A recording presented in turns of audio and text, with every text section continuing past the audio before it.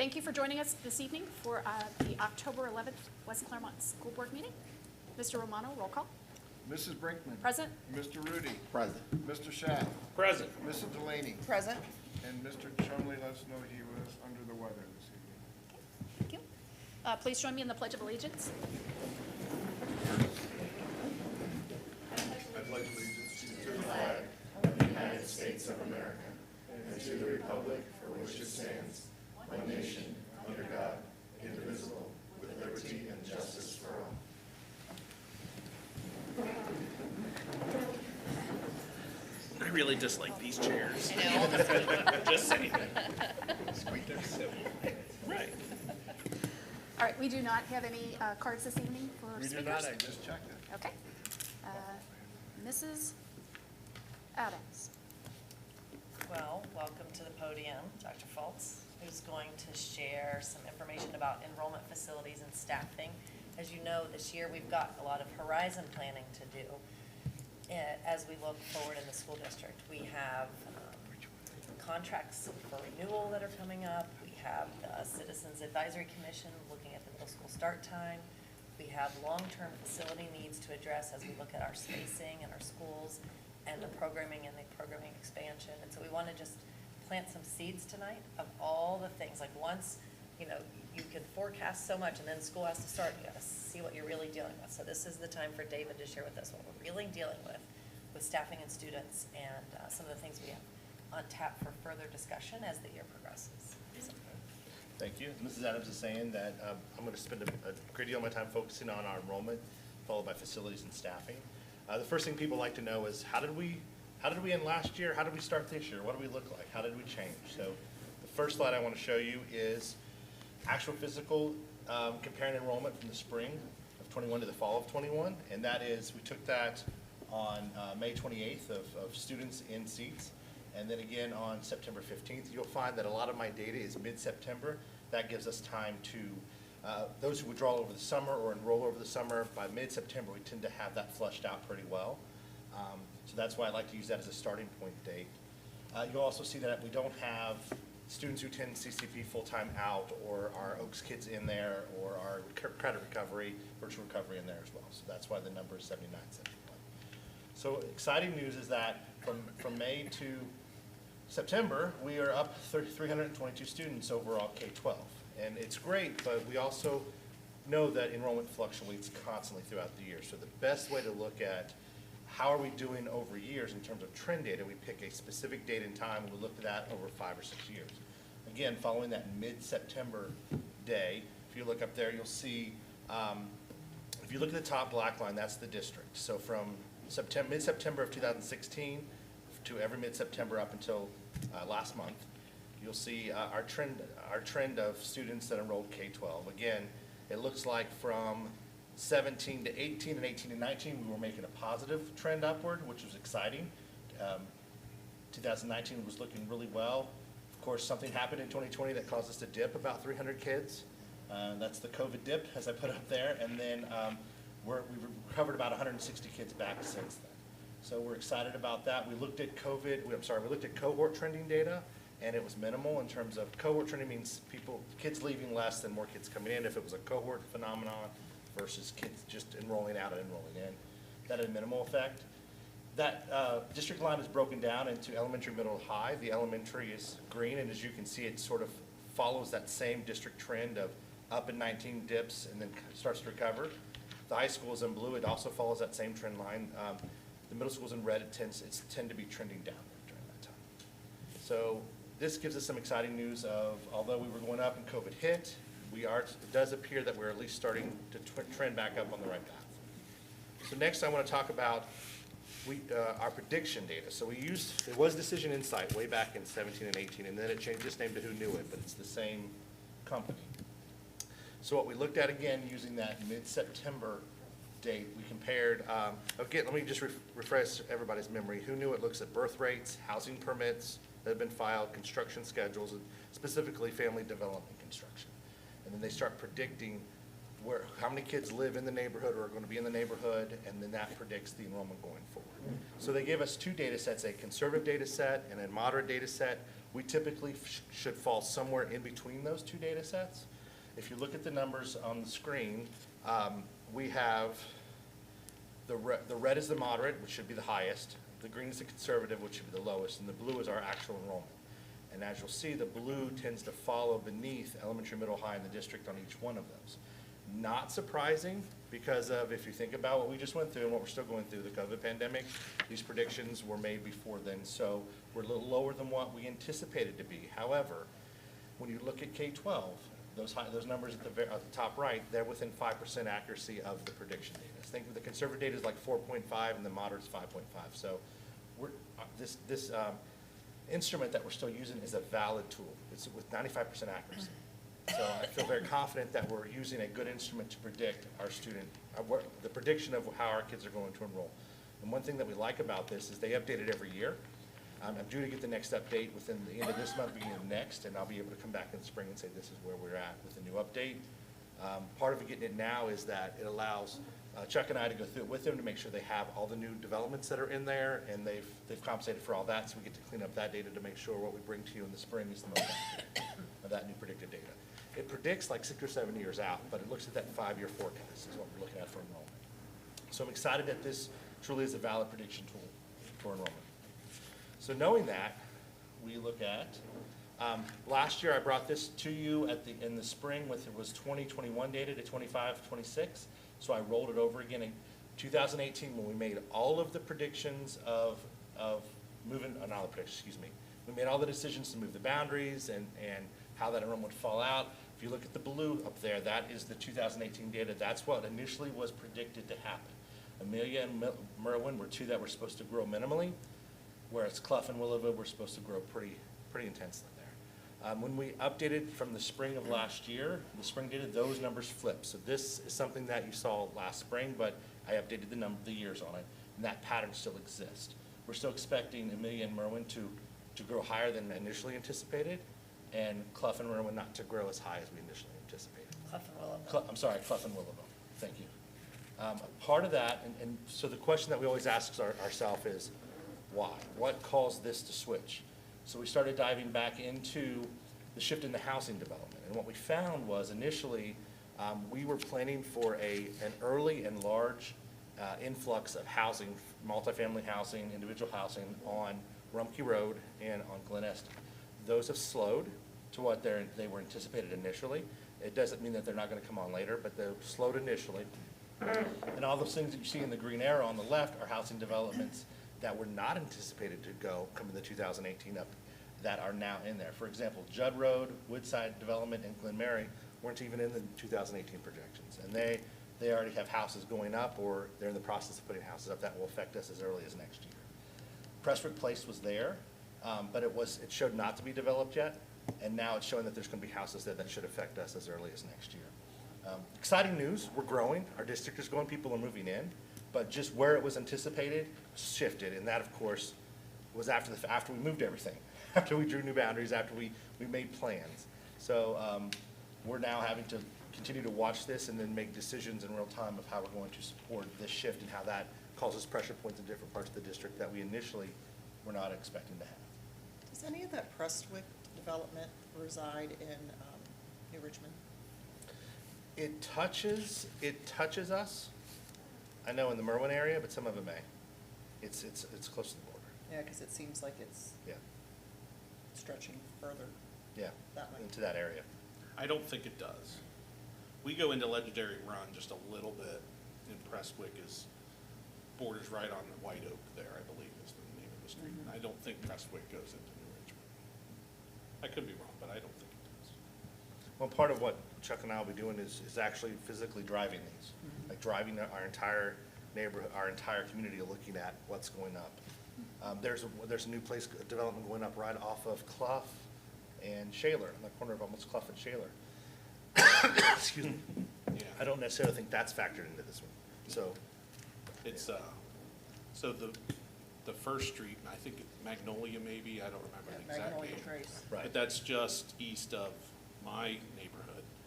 And they've completed that first road, but now they're developing a side road that's gonna come right up to Clough. I don't think it's gonna connect to Clough, but it's more, they're developing the rest of that road. I didn't see that necessarily on our plot, so that's something that we're gonna be working on. What about Tilton Road? Is that a housing development or something else? That's a redwood, so it's like what's across the street from the high school. So those are more like They're condominiums or apartments or apartment Oh, okay. homes. That would probably still affect us, but yeah, Maybe not as much. yeah. It's on the list, but it's not as heavy. Is Glen Mary going to be pretty big? I mean, big is relative, like how many houses are you?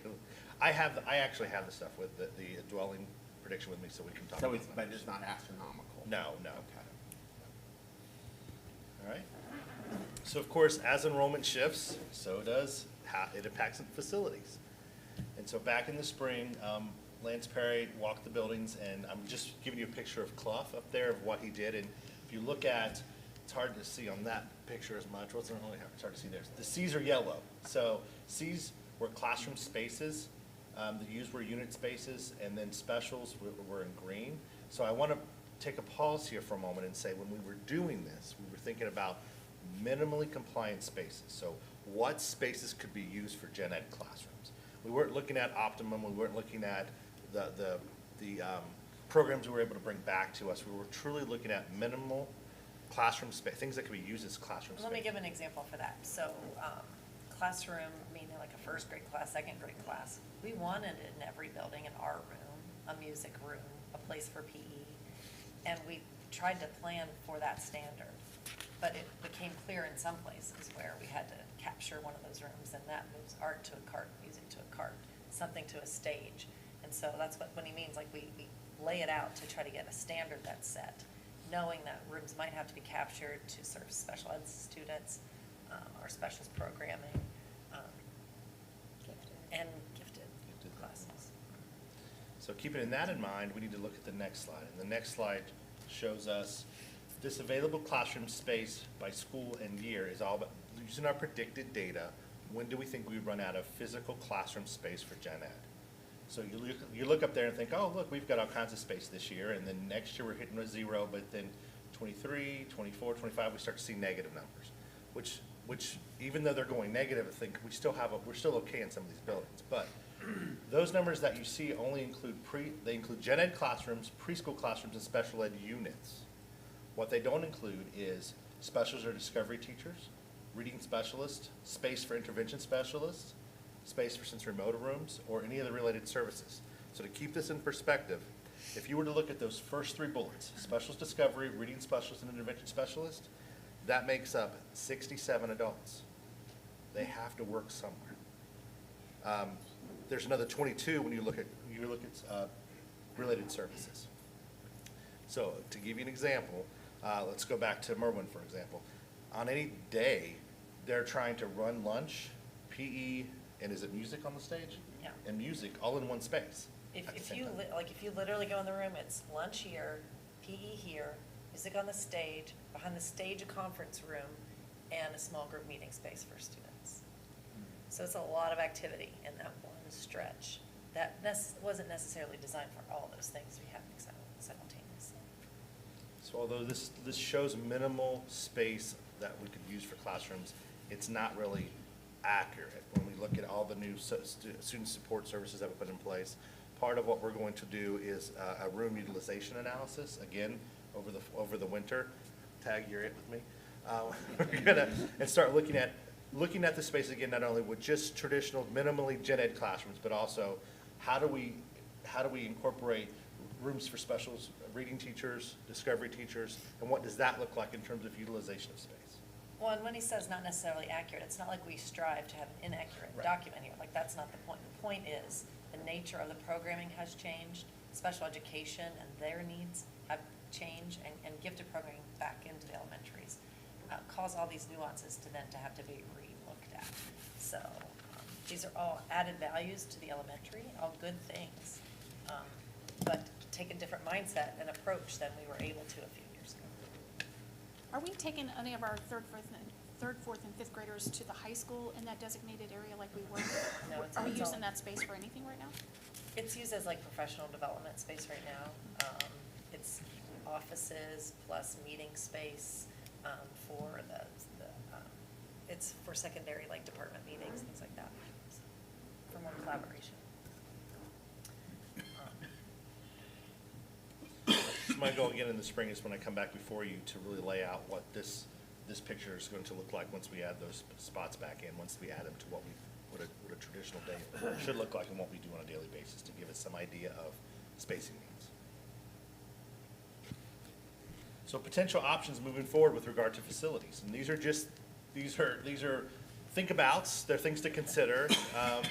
Not necessarily to debate at the moment, but throwing it out there is reconfiguring our school or grade levels, adjusting school attendance boundaries again, adding modular classrooms, constructing new school facilities, expanding or adding or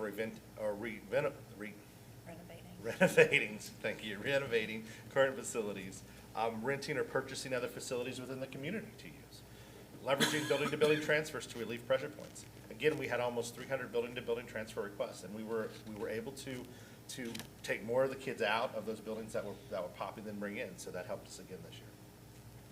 And then, do we reconsider bringing back some type of the West Clermont Online Academy or some version of that? These are things that we just need to be thinking about and considering as we move into this year and the following years.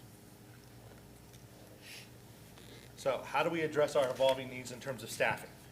We continue to implement our upward and onward plan to support our teachers and students. There is a sense of urgency here. Our plan, specifically with support staff, is trying to get as much support and the best bang for our buck in helping grow our students and grow our teachers.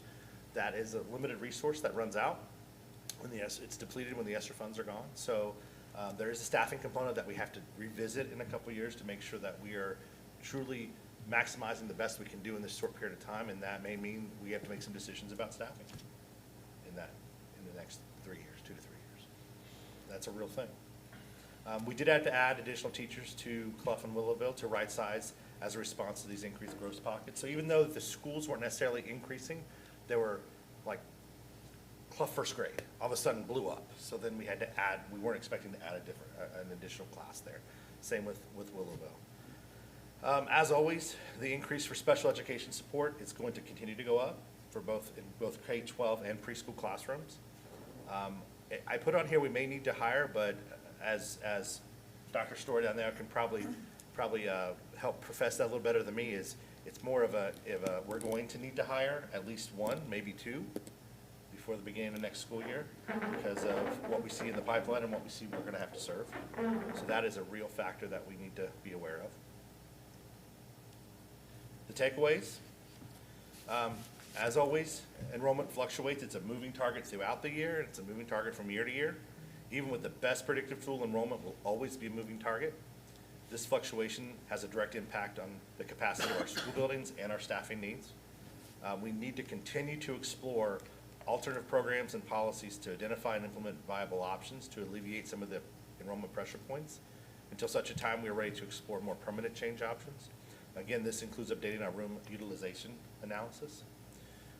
Continue discussions on a new master facilities plan. We need to continue to assess essential staffing needs to maximize the resources and time we have available to grow these students. And we're constantly reviewing that to make sure what we have in place is working. Revisit student enrollment throughout the year and make the appropriate staffing adjustments. And finally, prepare and update a 5-year enrollment forecast using the 2022 updated from Who Knew It. And I'll be bringing that back in front of you in the spring. Do you have any questions?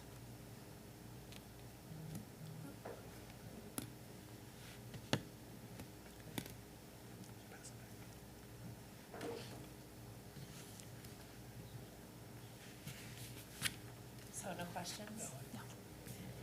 As I said, this is truly like a seed planting moment to bring in all the variables that we're going to be weighing out. We've got a lot more reports to bring back to you to refine the data with the most updated information. Our crystal ball is pretty decent, but it's not perfect, and so we'll have to discern and figure out if there are short-term solutions that we need to activate in the next school year as we're waiting for a longer-term solution, or if we're going to be able to just relieve some pressure points in creative ways. Like, that's what we just don't know yet.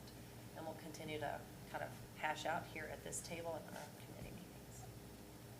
Do you have any idea of how many teachers total in the district are on a cart? That are on a cart? Not off the top of my head. We do have a lot of our specials had to shift to carts. Okay. Randy, there aren't a lot of people moving. The high school's pretty set. Yeah, nobody's moving on a cart in the high school.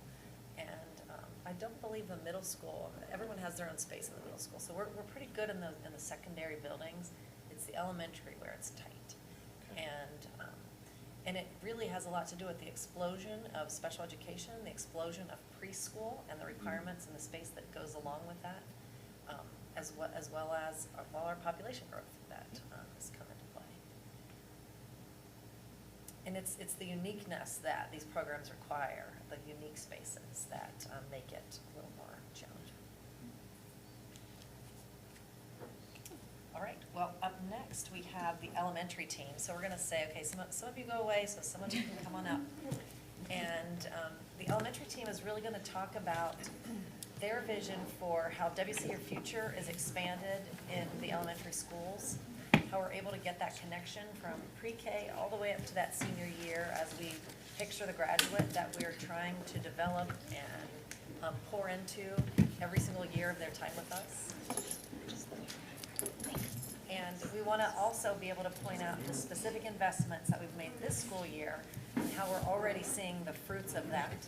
And we'll continue to report back to you how those investments are bringing quality experiences to our students, more support for our teaching staff, and more support for administrators.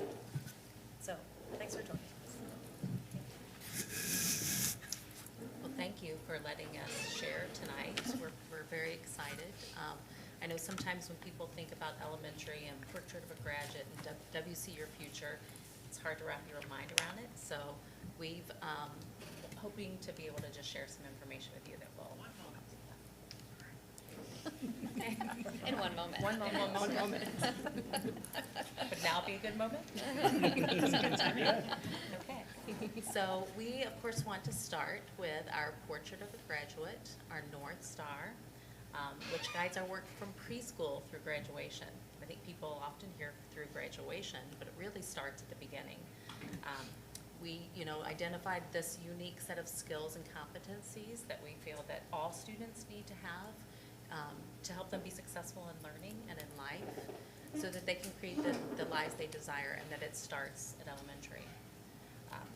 We know that we have to work together to create an environment that gives students an opportunity to have modern learning experiences in every classroom, and so that they can be as reach their fullest potential and have many opportunities available to them. And we want to start by highlighting some of the ways that the onward and upward investments have allowed us to expand these modern learning experiences. And we do want to engage you in this conversation, so feel free to just speak up or ask questions. But we felt that there were no better people than staff at the building level to be able to bring some testimony of the impact that these investments have had on their experiences. So that's why we have our principal friends. And feel free from the back to join in. So we'll first start by talking a little bit about one of the things that we've been able to make happen as part of our onward and upward investment has been the expansion of our elementary. It used to be called cultural arts, and I have to smack myself because I keep using old terminology, but we've rebranded this experience. We're calling it the Discover Experience. And it's something that all students in grades kindergarten through 5th grade have the opportunity to engage in. And it's designed to help them discover about themselves, to discover more about their world, and to discover more just about their future, their interests, and ways that they can really begin to think from our earliest ages about, just more about themselves and what their hopes and dreams are for the future. And so, in the past, we had, students were, and last year, this was almost virtually non-existent because our teachers were serving as substitutes quite often, just to keep things up and running. And so we're so grateful to not be doing that most days, But to not only have moved from that kind of dark time, but to really bring back every student has 4 days a week of a Discover experience. And it is like night and day. You could, the very first day, see students light up, and it's just been amazing to see. So it not only provides them opportunities just to kind of use different parts of their brain, but to really, these programs, art and the arts generally, are places where students can really engage in some of our deepest learning experiences, where they get to create models, they get to like roll up their sleeves and use hands-on experiences to really explore their world. And so we're just so grateful that we've been able to invest our funds in that way.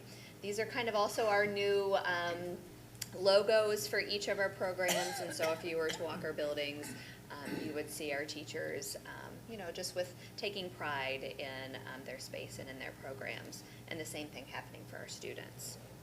So, just like a little bit of some student work. So here's just an example of something that, has happened in art classes. You can, again, see like the personalization of an experience where kids are able to take like their own spin on something and really create beautiful things from like the simplest of materials, even like paper plates and markers or crayons can really be transformed into things that kids can be happy to have pride in their work. So here's some examples from our music class.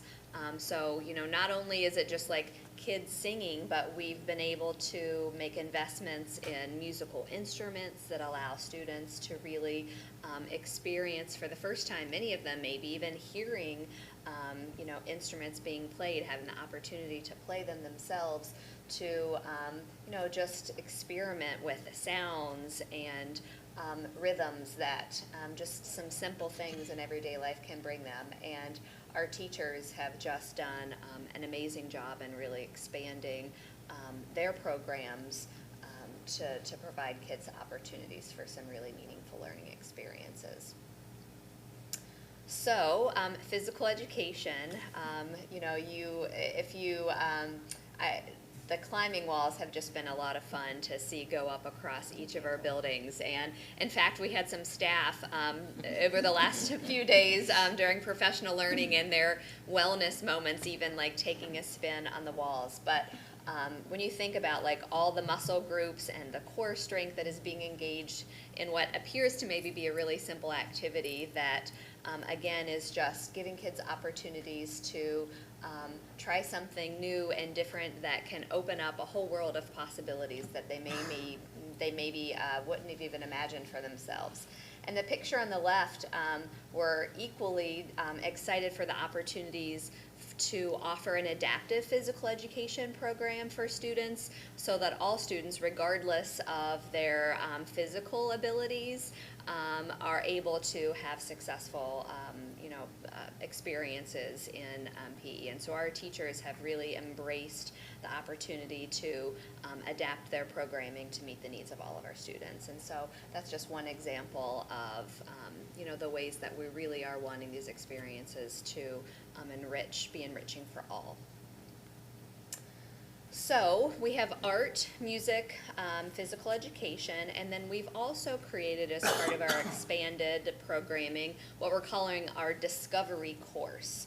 And our Discovery course is taught by, we have teachers who are purely Discovery teachers, and then we also have our gifted intervention specialists who rotate at the semester teaching. We have 2 of them who are currently teaching our gifted service, while the other 2 are acting as Discovery teachers, and then at the semester they will switch. And so we have felt really strongly, and I think this is one of the greatest things. You mentioned earlier, Tammy, you were asking the question about, do we have students who are going to the high school for gifted service? One of the changes that we made was to bring gifted service back to our buildings. and it's allowed for those students to be able to be with their peers for things like lunch and recess and the building-wide like events that there was always kind of this push and pull of students feeling like they didn't have an opportunity to participate in some of those things equally, and so we're really excited about that.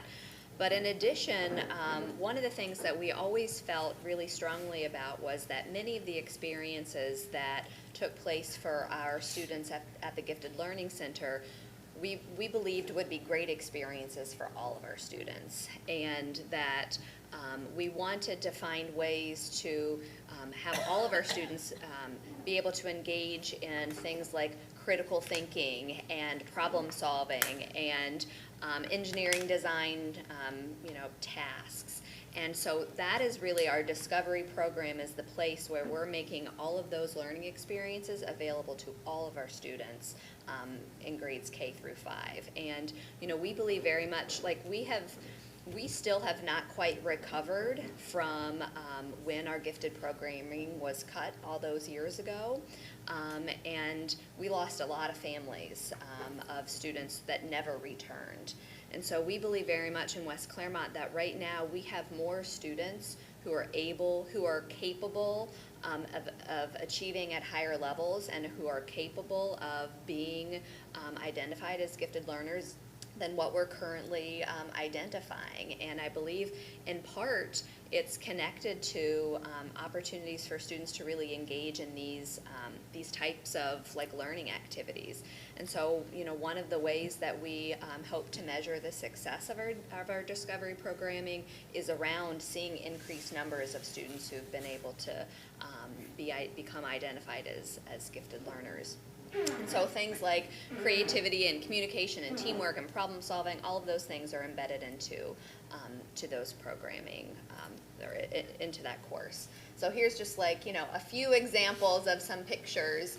The 4 kind of clustered on the left was a task for students to have to kind of create, I think this, like they could design it to be something that might be like a rover that could work on one surface compared to another, whatever it might be, and so they had to kind of come together with the materials and supplies they had to construct a vehicle.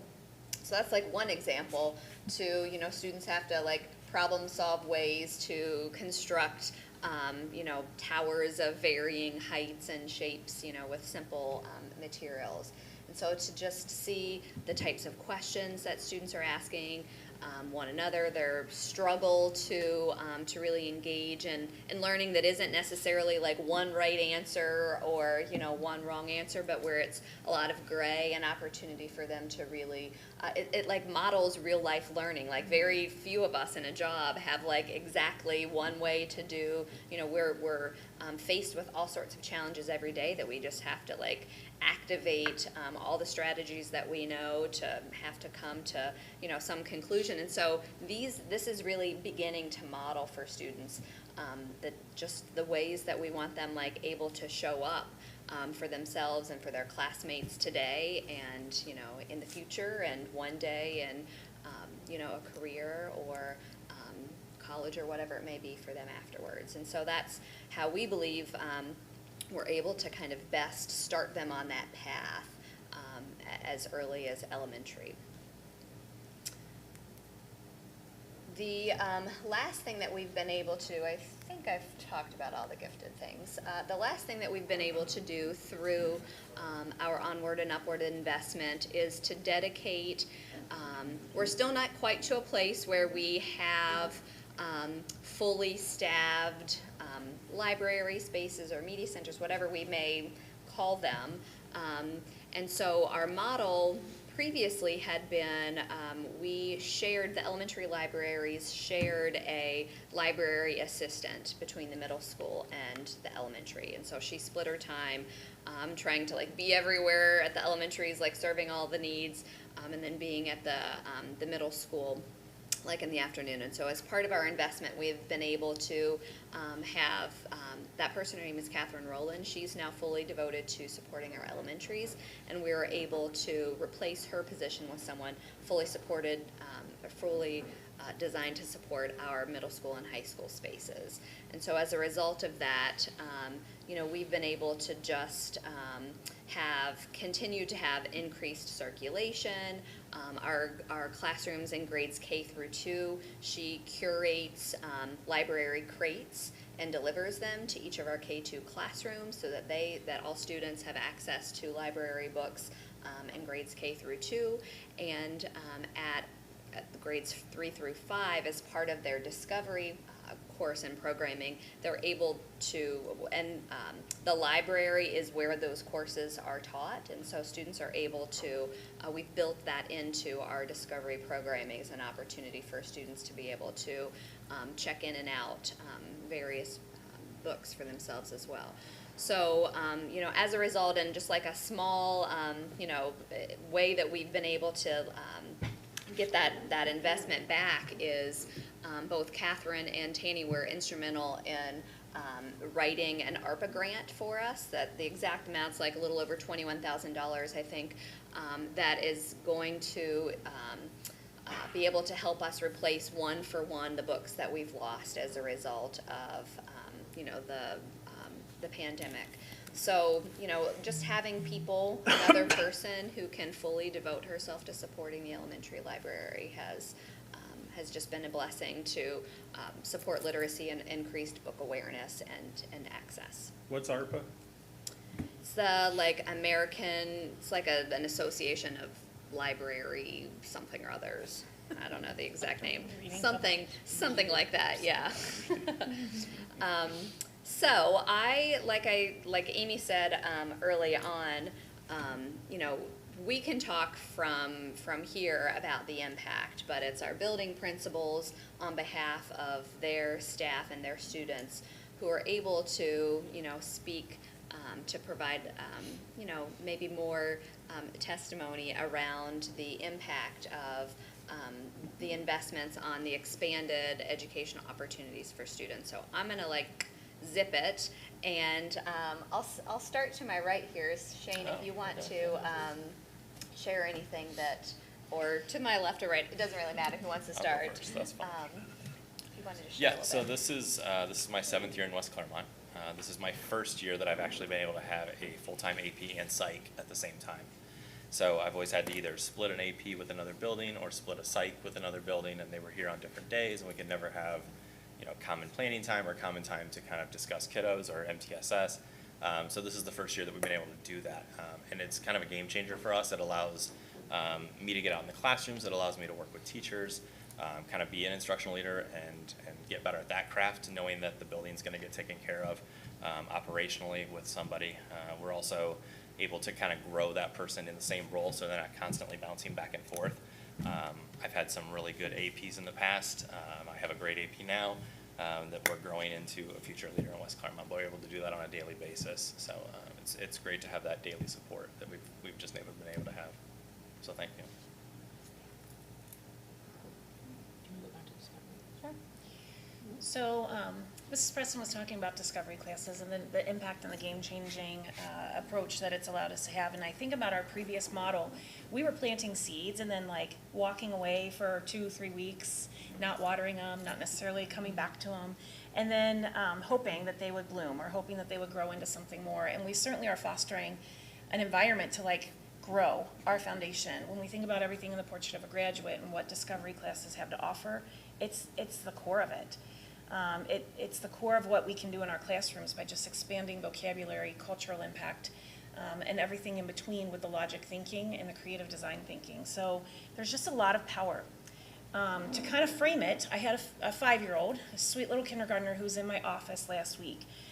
Did not want to go to anywhere but gym. I mean, that was it for him. That was it. And he was supposed to be going to discovery class. It was his turn to go in and meet with Mr. Spengler and work. And he had not gone the last 2 weeks. And we thought all along it was because he loved gym so much. Well, when I got to the core of what it was that was bothering him about not going to discovery and having to go to gym, he said, it's because I haven't figured out how to make my button car go. And when I was in discovery class, we had buttons that we were supposed to be making into a model, and he was engineering it in his head over the last 2 weeks on his own and just churning it, and was worried if he went back to class, he wasn't gonna get it right.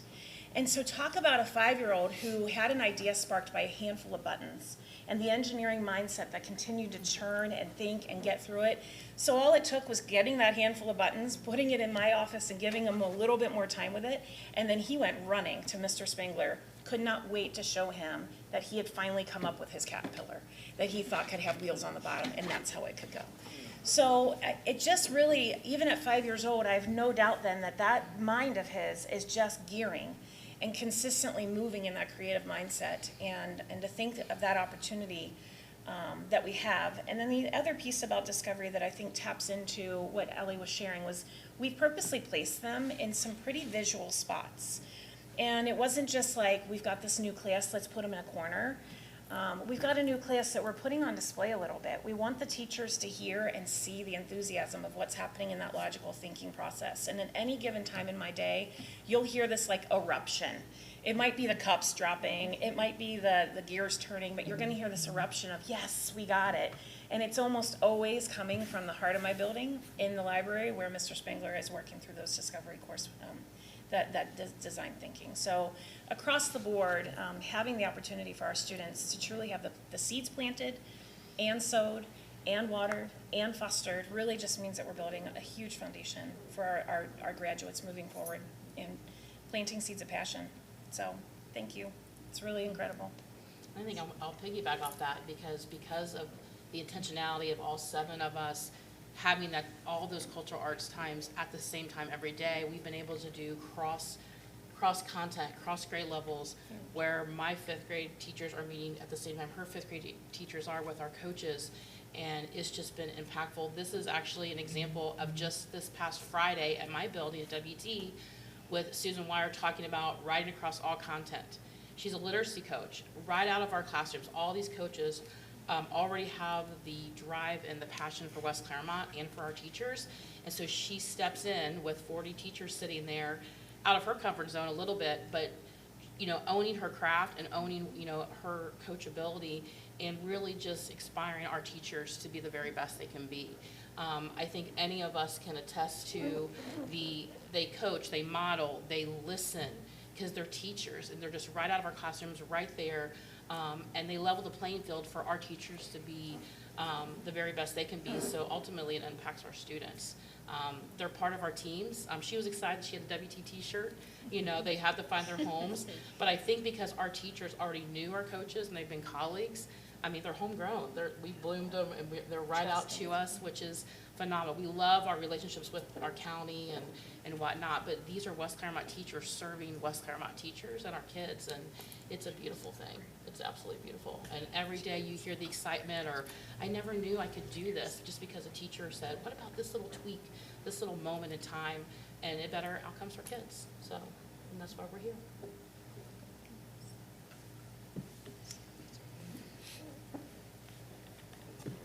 Okay, well, so just a couple of things that I wanted to bring out in case you didn't hear them through their comments. So to kind of build off of what Sue was just sharing, during our Discover programming, the elementary principals came together in the summer to collaborate around creating a shared schedule. And so it's the case that because we have 2 early start schools and then the rest are our later start schools, it took a couple extra little challenges to work out. But there is now time available weekly. We've gone from there being 0 time available for teachers, elementary teachers during the school day to collaborate with one another, to come together to work with instructional coaches, to collaborate with others, to work with their building principal or school psychologist or whomever, to now that time is available 4 days a week. And one of those days for grades K through 2 and one of those days for grades 3 through 5 at think I'm saying this, everybody stop me if I'm like saying it wrong, they're able to virtually, and this is like one of the really great things that came from the pandemic, is just the ease of people to be able to like hop on a Google Meet and have it like not even be like a second thought. But they come together across buildings and work with our instructional coaches to just, it's not easy when you're like a fourth grade teacher in a building and you're like the one-man band in the fourth grade, and you are like craving having somebody else to talk to and to work with. This allows for those teachers to come together virtually to do that, and to share just things that are going well, support one another in planning and preparation for an upcoming unit, or reflecting on something else, or whatever it might be. And so, that has been another really positive consequence of the expanded opportunities that we've been able to make available because of our onward and upward investments.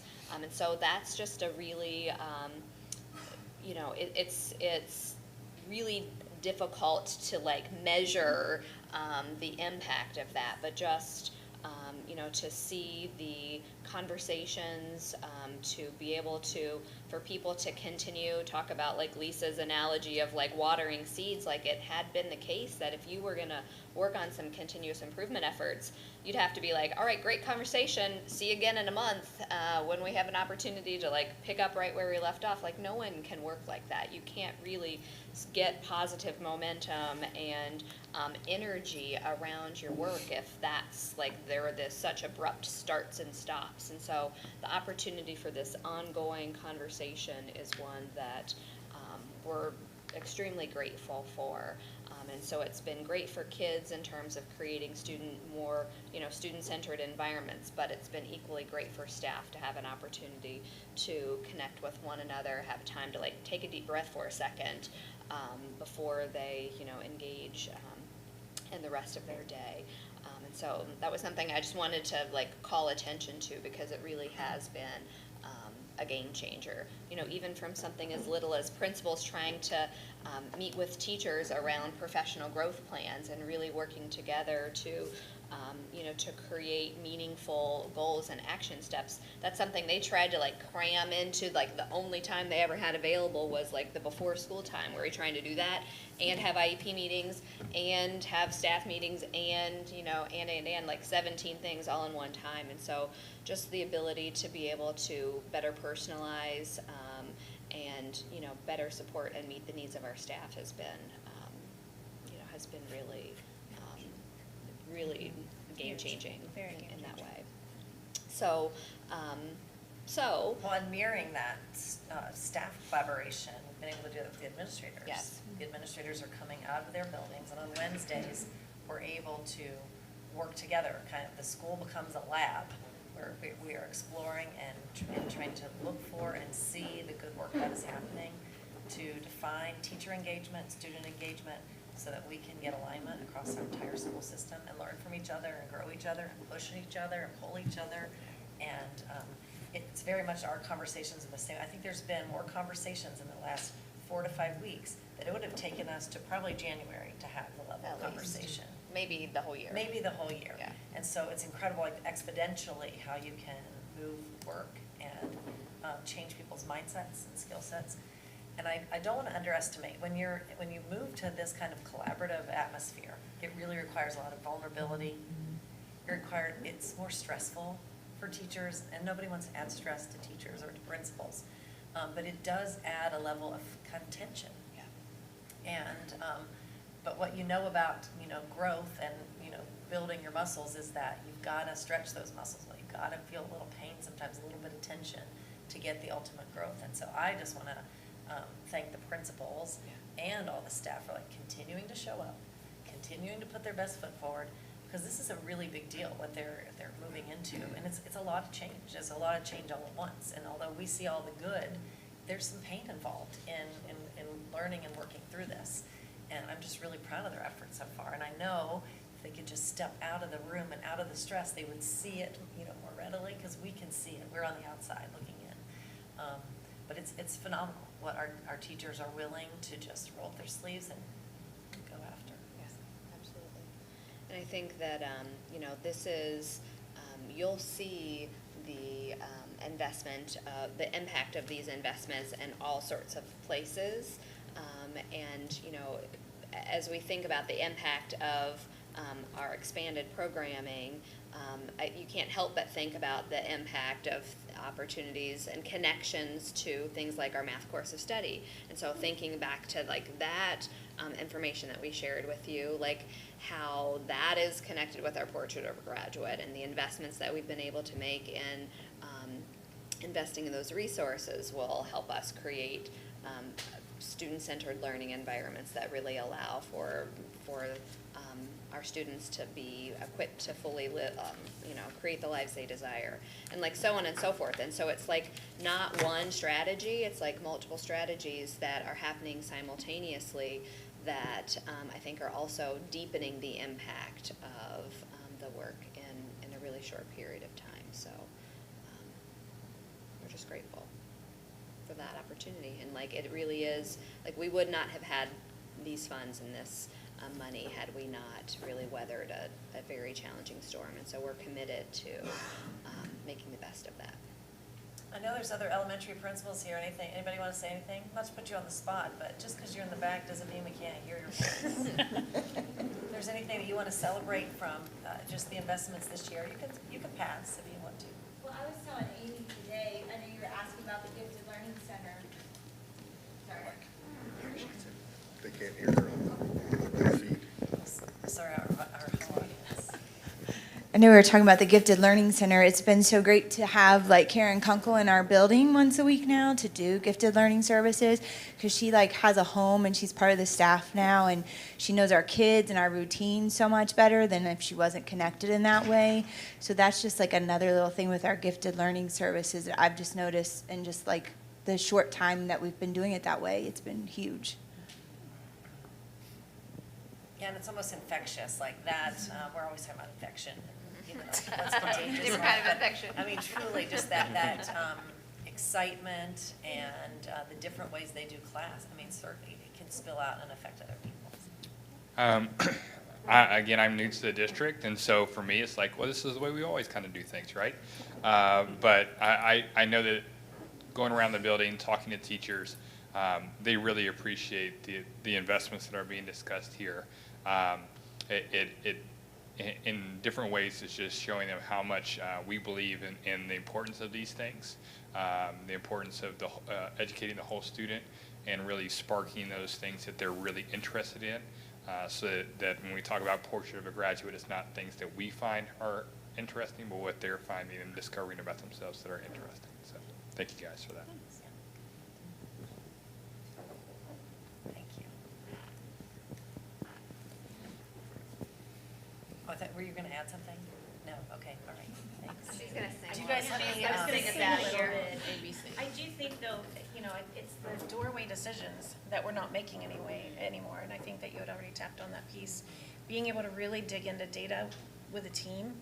I mean, I know you said it, Mrs. Adams, like we have now met with our teams so much more than we would have by January.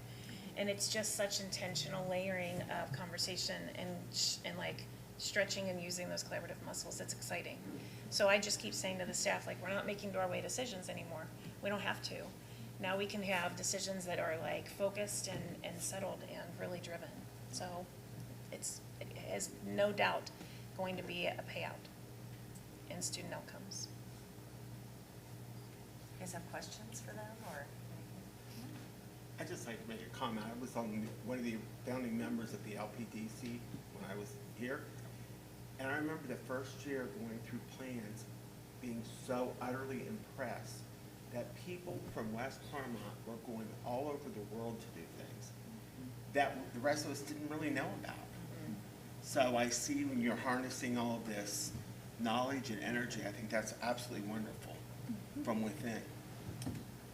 Well, and to connect to that, one of the things that I didn't mention, but our discovery programming, the things that we're wanting to like replicate for all students, not just our gifted learners. That's something that within the gifted community is something that others are like taking notice of. And so we've had the opportunity to collaborate with some other districts to share more about our approach, and it's really something that that I think could be kind of a model that that others may want to emulate over time as well. So it's really been great to like be on the forefront of like thinking differently about how we meet the needs of all of our students. And that's evident when we go to Capitol Conference in November. The teams that we bring forward with the gifted and talented, everyone in the room wants to see what West Clermont is doing. I mean, that booth is always packed with other students, other teachers, administrators, because they all are taking notice. So thank you. We appreciate being on the map for positive things. Absolutely. And we're looking forward to the November conference to see what we've got in store there. All right. Well, up next, we have a resolution that Mr. Overby is going to bring forward. It's a resolution approving the naming of a new school facility that we're going to cut the ribbon on this Friday. Thank you, Mrs. Adams. So as you all know, on Friday we'll have a ribbon cutting for the field house at West Clermont High School. And after reviewing some policy, it's kind of gray, the policy. I transpose my number sometimes, 7250. We're not sure if it quite fits, but we wanted to bring it forward to be sure. And then in our committee meeting that we'll have for policy, I'm going to bring forth some suggestions to make it more less vague, let's say, in what we do there. So just a reminder, the field house was how we constructed the field house and had the funds for the field house was in 2018. We entered a 5-year agreement with Mercy Health. And doing a little research today via James Collins and Lisa Sweeterman, we think our relationship with Mercy Health goes back into the 90s, early 90s, late 80s, into the 90s. James said he was still in high school. When that took place. We're going to find out some of those. But we have a 5-year agreement from 2018 to 2023, and a significant portion of that was to build, from the funds that we received from the contract, was to build the field house. So on the 15th, June 15th of 2020, you approved the bid, and then it was, we had occupancy in the spring, and it just wasn't the right time. We wanted to make a bigger deal of a ribbon cutting. So within the field house that you see at the high school, it has about 6,000 square feet of space. And just a reminder, since the 4 years that I've been here, baseball and softball had used batting cages that were in other facilities off-site. So to bring those on-site, we've already seen teams use the facility in the spring when it's raining and they can't practice. They can just go into that facility to hit and keep their skills up. We've also been able to use it for golf. Both boys and girls golf have used that facility as well. It's just very flexible space. So as a former building principal in other districts, you would go in and you would see these holes in the stands of the facilities, and you're like, how did a hole get there? Well, they had batting practice last night, and they may be using a specialized ball or something else, but still there was some just damage that would take place, not purposeful damage, but to have a facility that's outside of our Ox gym, that's outside of our competition gym, that we can use for these events is probably a little bit safer, but also more manageable in keeping our facilities in the excellent condition that they're in. So, so just a reminder that there were no operating funds used for this. This came out of the contract with Mercy Health. Before I bring the resolution forward to you, are there any questions or anything that you have? I just have a quick kind of fun note comment. Back in the Glen Estee days, the batting cages were in an unused classroom. True. Then we tried to turn it into a professional learning center. So was it like an old career tech? Well, it was in two rooms. It was in the original batting cage was in part of the old career center, and then it was moved to make room for a new and improved weight room. So then it was moved to the end of the hallway, and then it became the gifted and talented for a short period of time. Yeah, and then Glen Estee closed. So yeah. Well, and I just racked my brain of all the places that I've been, where it's been And modified. it was a and corner used, room so. surrounded with windows. With Yes, that. it was, Yes, I was gonna say, yes, don't and a forget big like windows. heating, ventilation Yeah, like it was system crazy. in there. Yes. Uh-huh. You know, That's another impressive. value add that I forgot to mention was we didn't even anticipate this in inclement weather when we have to get our kids off the field into Yeah. a safe spot. Yep. To have a space that's literally, 50 feet off of the competition turf or 100 feet. But to get them in there quickly, I think they've already used it this year, right? They have, and instead of canceling practice, they just move it, if it's heavily raining and they wanna keep their kids healthy and safe, they'll move them inside that little field house and allow them to do foot skills and, whatever. So they're still using it, even if it's not lightning and thundering, but Right. just hard rain. It's a heavily used space already, right, Mr. Gephardt? Already, and now that we've hired a new baseball coach at the last meeting, so I know he's anxious to get in there and have some voluntary skills and hitting and things like that as well. So, well, we're looking forward to the ribbon cutting on Friday. That will be October 15th at 6 o'clock in Mercy Field. We'll propose the Wolves Field House sponsored by Mercy Health, and we're looking forward to it. You'll hear from quite a few dignitaries, but also we're hoping to have a coach and a student speak about the use of that space as well. So that'll be great. So I respectfully request the approval of the resolution to name the field house located at the West Clermont High School campus, the Wolves Field House, sponsored by Mercy Health. Thank you. You've heard the recommendation of Mr. Overby. Do we have a motion? So moved. Mr. Rudy, and seconded by Mrs. Delaney. Discussion? So does the name sponsored by Mercy Health stay on there even after the 5 years? Well, per the contract we have right now, that was part of the stipulation of the contract, but in 2023, well, prior to 2023, we'll go into a new contract negotiations, so, or RFP and/or an RFP, so. Anything further? Roll call? Mr. Rudy? Yes. Mrs. Delaney? Yes. Mrs. Brinkman? Yes. Mr. Shine? Yes. 4 yes. Motion approved. Okay, and then finally for my comments, I'm gonna keep them brief because my voice isn't working. We're gonna be having a catalyst moment, I think, here in October, of bringing our consultant Tim Kubik back into our school district, and he is gonna lead us through a community asset mapping event. And what that does is it brings in all of our community partners, everybody will attend. So we have an event on October 28th from 12 to 4. Same event, October 29th, 8 to 12, because we're trying to work with people's schedules. And it's a interactive experience that requires you to really think about what are the assets of the community.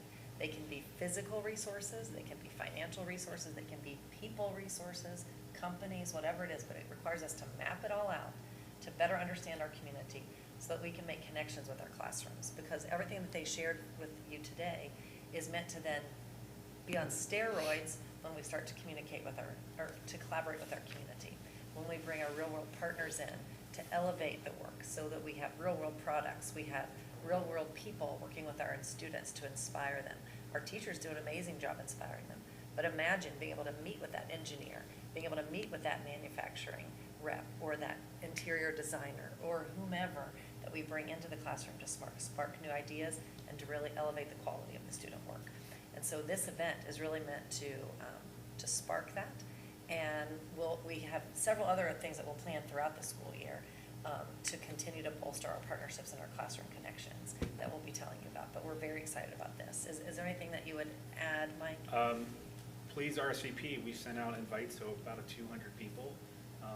We've had about 27. I sent a reminder out today, getting at the top of the email for some, but we still have space available for those who would like to be part of it. So. And where this is going eventually, once we get this all curated, one of the cool next steps is a digital platform that's going to allow us to matchmake our classroom needs with our community partners. And so just to make that a very easy way to connect and to not always, to eliminate the middleman, I guess you could say. And so I think that is going to really be an activity that is going to change mindsets and change opportunities for our community to get involved with our schools. Which, I was meeting with some parents today. There's been such a COVID gap that's felt kind of weird, that there's been a little bit of disconnect, a little bit of keeping everybody in arm's length. And We really want to see our community back in our schools, back in our libraries, back in our programming, and really into our classrooms in ways we've never been. So that's our hopes and dreams. We'll just keep taking little baby steps along the way. That's all I have. Do you guys have any questions for me? I love the work. Thank you. We're excited about it. Okay. Moving on, treasurer's, business? Sure. We have no business this evening, and I'll keep my comments brief too. A couple things. First, if you recall, last month, we had the resolution about the depository agreements. That's our banking relationships that we have. So that window is open for applications from the financial institutions that are within the school district. So we've already had some calls on that. We also send the information to those banks that are in the district. That window for the application closes at the end of October, so that we could bring to the board back in November those institutions that we'll work with. Second thing is the open enrollment for our health insurances, open today. So there's a 2-week period where all eligible employees have to actually do something. They either have to make a choice of what insurances they want, or they have to tell us that they don't want any insurances to do that. We were fortunate that last Friday, and with today's professional development, through that we were granted some time to talk about the open enrollment. We were granted some time to talk about the benefits, and I got to give a shout out to the wellness champions in each of the buildings, because they were tasked with giving some activities. You heard one of them, did an obstacle course or so, or did a wall climbing, with the staff to get some exercise within that. Clearly, there was a message that was provided to all staff that we care about them. That goes all the way from the board to the superintendent, to the people around this table, to the people out there. We know that they had a rough last 18 months, 24 months, so it's just not about the physical nature, but about their mental, nutritional, their social, even their financial well-being. That's all wrapped into that wellness program that we have with them. So that's there. Also, kind of a shout out to our partners, both in with the health insurances with Anthem, and the people that manage the Health Plex have been involved with that program to us. We have a finance committee meeting next week. Some of the items on that agenda is just a first quarter review, so through September 30th, we'll be going over that. We're preparing the 5-year forecast, which has to be adopted by the end of November. We'll go through some of that information. We'll review the debt schedule that we have, just to make sure we're on track with everything and getting the revenue in for that. And then one of the other items on that agenda is some more insight into the Fair School funding formula. We were supposed to have from the department that actual calculation and what the funding is for this year, more than just an estimate. That's been delayed probably till December. So as we go through the 5-year forecast, rather than having a known number, it's still going to be kind of a calculation or an estimate that we will do, but we'll get some more information on that. So that's my update for the evening. Thank you. All right, next under the board business, we have our committee reports. Mr. Schaff and I sat in with Dr. Foltz on the culture committee, and Dr. Foltz presented the information that he spoke of earlier this evening. It was pretty all-inclusive, and Dave and I gave minimal suggestions to further elaborate on a few things that our community would appreciate knowing. You did a very good job. Thank you. Education committee? We are set to meet, we have not yet. Okay. Family and community engagement? Same thing. Okay. Finance? As Mr. Romano says, we'll be meeting next week. Okay. Operations? Mrs. Brinkman and I met with Mr. Romano, Mr. LaFada, Mr. Overby, and we talked about all kinds of stuff.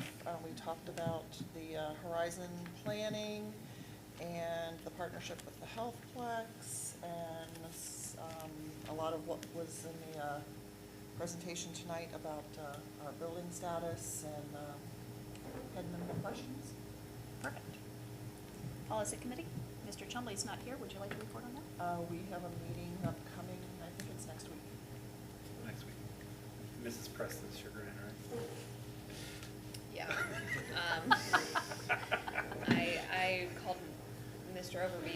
full name, you know, like his mom or something. Like, what the heck? There's some, Seriously, quite a that few is- policies that Mrs. Press and her team have to review. All right. Anything further on any of the committees? No? Board updates? Mrs. Delaney, do you want to update? Just thank you for coming and presenting to us tonight. It's so exciting to see the fruits of our financial investment coming to the surface. And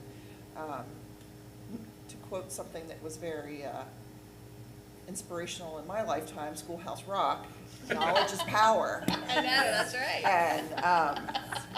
And the Discovery course is really, it's gonna spark, it's gonna light those sparks for these children, because if you don't use it, you lose it. Well, if you don't ever find it, how do you use it? So I think it's going to be able to, we're gonna see, more students have the ability to be identified as gifted and talented, because we're gonna give them the tools to do that. It's easier to, I remember in a like a team building thing where they do, the marshmallows and the spaghetti. It's very hard to do as an adult because you can't think outside the box because your brain doesn't let you do that. But when you're a student learning, you don't have anything drilled into your head about well, this is the way it has to be. So I think that's really exciting. Thank you. Mr. Shaw? I have nothing. Mr. Rudy? I would tell a little story. I might embarrass someone, but I have a long-term friend. Her son was my student at Glen Estee. Her granddaughter just graduated in spring with an education degree. Took a job at a charter school. Called me probably a month ago in tears because she thought this is the way schools work, the way it was run there.